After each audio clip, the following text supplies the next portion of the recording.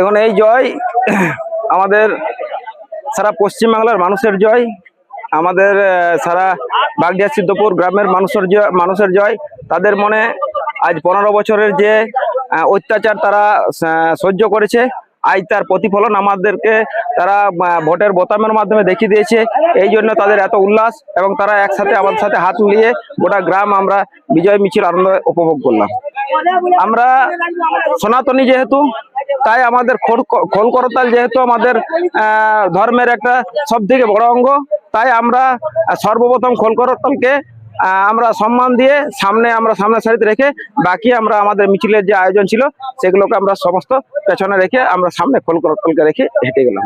আর ঝালমুড়ি যেহেতু আমাদের নরেন্দ্র মোদী আমাদের যিনি অভিভাবক, উনি ঝালমুড়ি যখন আমাদের খেয়েছেন, তাই আমরা ওনার পরিপ্রেক্ষিতে আমরাও ঝালমুড়ি সবাইকে মানুষকে অল্প অল্প করে বিতরণ করলাম।